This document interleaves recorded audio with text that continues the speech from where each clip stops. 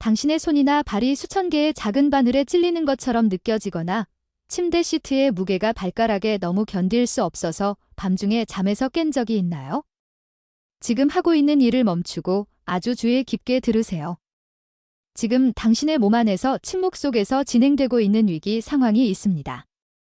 그리고 일반적인 의학적 조언인 그냥 통증을 관리하세요는 수백만 명의 노인들에게 실패하고 있습니다.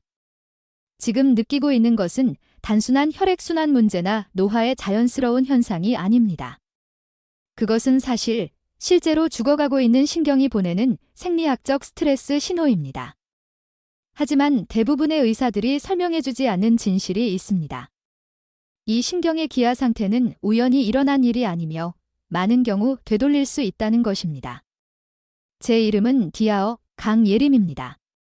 저는 수년간 노인 건강을 연구해왔습니다. 저는 환자들이 감각을 잃어 자동차에서 가속 페달을 느낄 수 없고 셔츠의 단추를 채울 수 없으며 울퉁불퉁한 길에서 걷는 것이 두려운 상태에서 그 퇴화를 멈추고 심지어 되돌릴 수 있었다는 사례를 보았습니다. 그들은 더 강한 진통제로 해결한 것이 아니었습니다. 그들은 신경이 에너지를 소비하는 방식을 조절하는 특정 대사 스위치를 전환함으로써 그것을 해결했습니다. 오늘은 신경 재생에 대한 종합적인 마스터 클래스를 안내할 것입니다. 기본적인 내용 이상을 다룰 것입니다. 세포 안의 차단을 우회하는 특정 지방 용해성 영양소, 신경 손상을 가속화하는 흔한 건강 습관, 그리고 몸의 내부 배선을 재건하는 데 필요한 특정 프로토콜을 정확히 보여드리겠습니다. 해결책을 다루기 전에 문제에 대해 솔직하게 말해야 합니다. 문제의 메커니즘을 이해하지 못하면 고칠 수 없기 때문입니다. 우리가 다루고 있는 상태는 말초 신경병증입니다. 말초는 바깥쪽, 즉 손과 발을 의미하고 신경은 노로, 고통을 의미하는 폐신은 말초 신경의 고통을 나타냅니다. 이 상태는 종종 미세하게 시작됩니다. 예를 들어 맨발로 걷고 있어도 발에 구겨진 양말을 신은 것 같은 느낌이 든다면 어떻게 될까요? 아니면 발은 차가운데 안은 불타는 것처럼 느껴지나요? 이들은 모순된 신호입니다. 뇌는 혼란스러워하며 신경과 발을 연결하는 선이 닳고 있다는 신호입니다. 이것을 죽어가는 현상이라고 부릅니다. 전기를 연결한 긴 선을 상상해 보세요. 만약 플러그를 반쯤 뽑으면 그 끝에 있는 전등은 깜박이기 시작합니다. 당신의 몸에서는 전등이 발이고 선은 가장 긴 신경인 좌골신경입니다. 그만큼 길기 때문에 가장 유지하기 어려운 신경입니다. 몸이 위기 상태에 처하면 높은 혈당, 염증 또는 영양소 결핍 등으로 에너지를 절약하기 시작합니다. 중요 기관을 보호하기 위해 손발에 공급되는 자원을 빼앗습니다. 발은 그 공급선에서 가장 먼저 끊어집니다. 그 아른거림은 죽어가는 전등의 깜박임처럼 느껴집니다. 그것은 신경세포가 산소와 포도당을 갈망하며 그것을 얻을 수 없다는 신호입니다. 그렇다면 왜 이러한 신경들이 굶주리고 있는 걸까요? 그 원인 중 하나는 당화라는 과정입니다. 상상해 보세요. 신선한 날달걀을 생각해 보세요. 흰자는 맑고 흐릅니다. 이제 그 달걀을 뜨거운 인도에 깨트린다고 상상해 보세요. 흰자가 하얗고 딱딱하게 변합니다. 이것이 바로 설탕이 체내의 단백질에 미치는 영향을 설명하는 방식입니다. 혈당이 수십 년 동안 지속적으로 조금만 높아져도 이는 신경 끝에 끈적끈적한 독성 슬러지를 생성합니다. 이 슬러지를 고급 당화 최종 생성물 에이지즈이라고 합니다. 설탕이 단백질에 결합해 마치 녹슬듯이 신경을 둘러싼 작은 혈관인 바사 네보럼을 막습니다. 이 혈관들은 신경에 영양을 공급하는 역할을 하는데 설탕에 의해 막히게 되면 신경은 결국 질식하게 됩니다.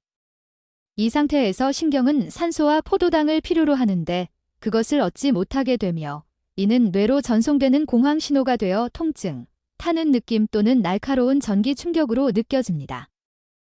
결국 이 질식 상태가 계속되면 신경은 그냥 포기하게 되고 죽어버립니다.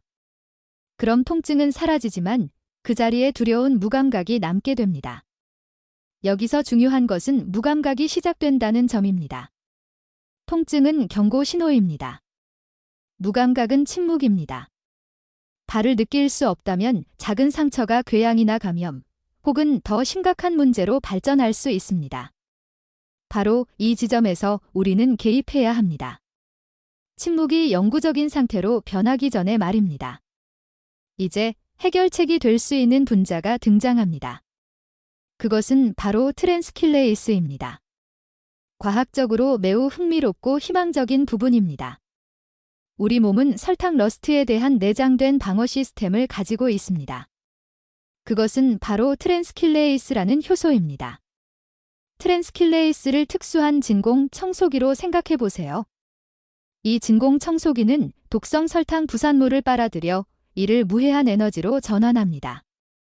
이 효소가 100% 기능을 발휘할 때 신경은 보호받고 깨끗하며 유연하고 전도성이 있게 됩니다. 그런데 여기에는 중요한 조건이 있습니다.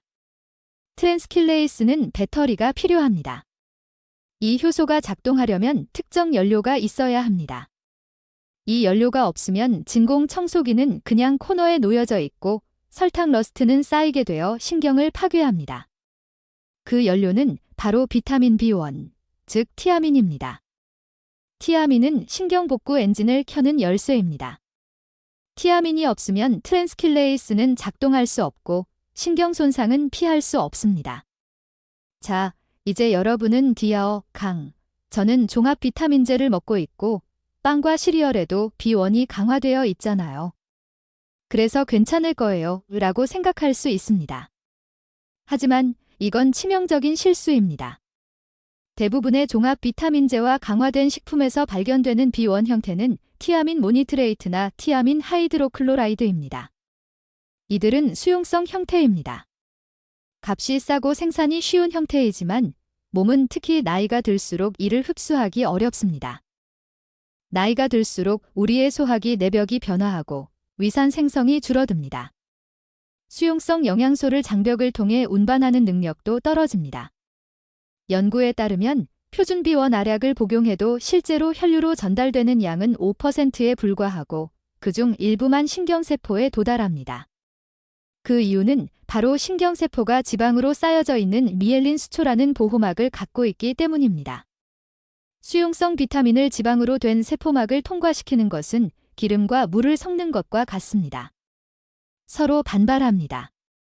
당신의 혈액 내 B1 수준은 정상일 수 있지만 신경은 사실상 굶주리고 있습니다. 왜냐하면 그 영양소가 세포 안으로 들어가지 못하기 때문입니다. 이는 우리의 재건 프로토콜의 첫 번째 기둥으로 이끌어집니다. 바로 베노디아민입니다. 베노디아민은 단순히 더 나은 B1이 아닙니다. 구조적으로 다릅니다.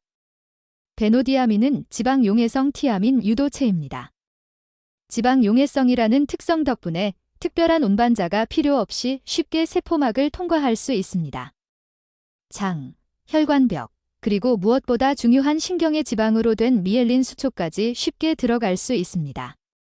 국제임상양리학 저널에 발표된 연구에 따르면 베노디아민은 표준 보충제에 비해 신경조직 내 활성 티아민 수준을 최대 360%까지 증가시킨다고 합니다.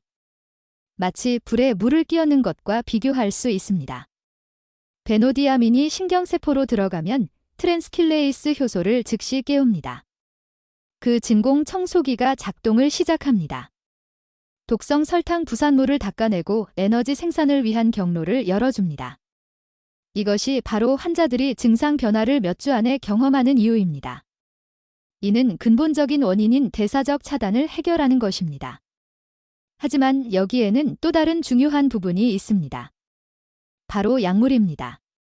만약 당신이 당뇨병 치료를 위해 메트포르민을 복용하거나 혈압을 위해 이뇨제를 복용하고 있다면, 아니면 만성적인 위산 억제제를 복용하고 있다면 당신은 영양소를 훔쳐가고 있습니다.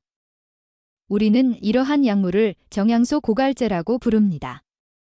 메트포르민은 혈당 조절에 매우 중요한 약물이지만 B12의 흡수를 차단하고 티아민 대사에 영향을 미치는 것으로 악명이 높습니다. 이뇨제는 신장이 체내의 수분을 배출하게 하는데 이 과정에서 수용성 비타민인 B1도 함께 배출됩니다. 이는 가혹한 아이러니입니다.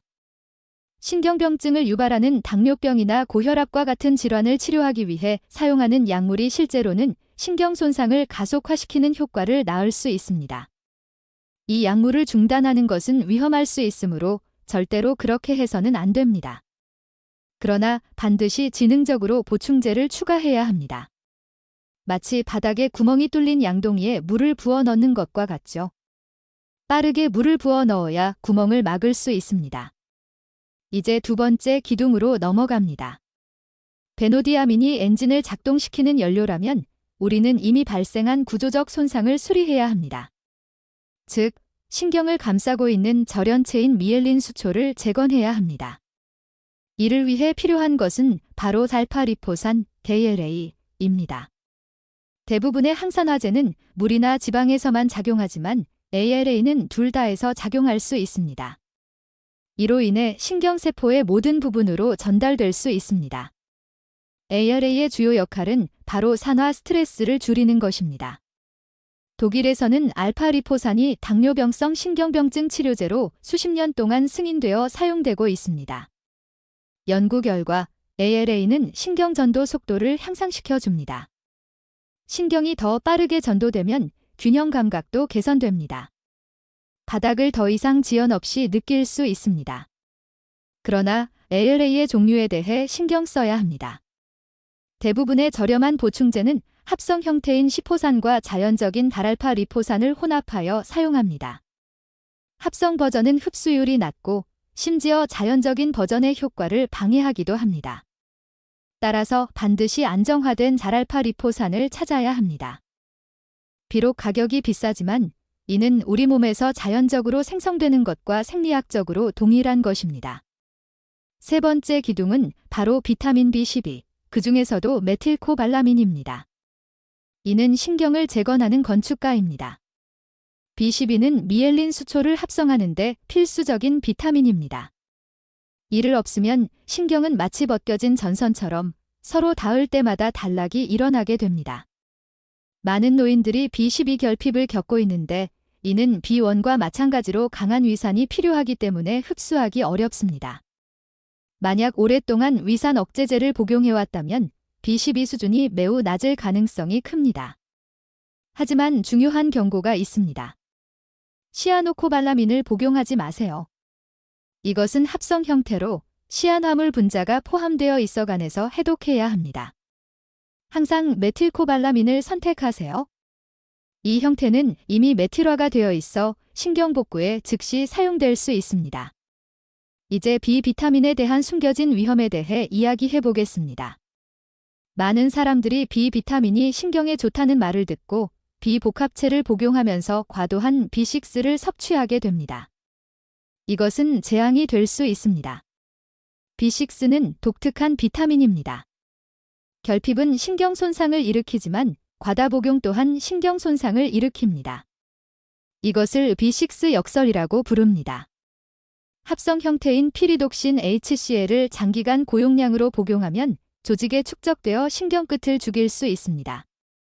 하루에 100mg을 복용하며 도움이 된다고 생각하는 사람들이 실제로는 신경병증을 더 악화시키고 있다는 사실을 여러 번 봤습니다. B6에 대한 규칙은 간단합니다. 적당히 복용하고 P5P 형태로 복용하세요. 이 형태는 합성 버전보다 독성 축적이 덜 발생하며 보통 25에서 50mg이면 충분합니다. 더 많이 복용하는 것이 더 좋은 것은 아닙니다. 더 나은 것이 더 좋습니다. 네 번째로 자주 간과되는 중요한 성분은 아세틸 엘카르니틴, ALCAR입니다. 베노디아민이 파이프를 청소하고 B12가 절연체를 만드는 반면 ALCAR은 신경세포 내 미토콘드리아의 에너지를 증가시킵니다. 신경은 에너지를 많이 소비합니다. 신호를 전달하기 위해 막대한 양의 ATP를 소비하는데 연구에 따르면 아세틸 엘카르니틴은 미토콘드리아 효율성을 증가시켜 통증을 줄이고 신경섬유 재생을 돕습니다. 여러 임상시험의 메타 분석에 따르면 ALCAR을 복용한 환자들은 상당한 통증 완화를 경험했다고 보고되었습니다. 특히 신경병증과 함께 근육 약화나 피로감이 동반되는 경우에 매우 유용합니다. 이제 보충제뿐만 아니라 신체 내부에서 신경에 미치는 영향을 살펴봅시다. 전 세계에서 아무리 많은 베노디아민을 복용하더라도 계속해서 불에 기름을 부으면 불은 결코 꺼지지 않습니다. 그 기름은 바로 염증입니다. 특히 산업용 씨앗기름과 정제된 탄수화물이 염증을 일으킵니다. 콩기름, 카놀라유, 옥수수유 등은 오메가-6 지방산이 많습니다. 이들을 과도하게 섭취하면 세포막에 축적되어 막을 딱딱하고 염증을 일으켜 영양소 흡수를 방해합니다. 신경을 살리고 싶다면 몸의 기름을 바꾸는 작업을 해야 합니다. 불필요한 기름을 끊고 안정적인 항염증 지방인 올리브유, 아보카도유, 코코넛 오일, 버터로 교체하세요. 또한 액체 설탕을 강력히 줄여야 합니다. 탄산음료, 과일 주스, 달콤한 차는 당화의 로켓 연료와 같습니다. 혈당을 급격히 상승시키므로 트랜스킬레이스 효소가 즉시 압도됩니다. 물, 차 혹은 블랙커피로 바꾸세요. 이 단순한 변화는 일주일 만에 신경에 가해지는 부담을 50% 줄일 수 있습니다.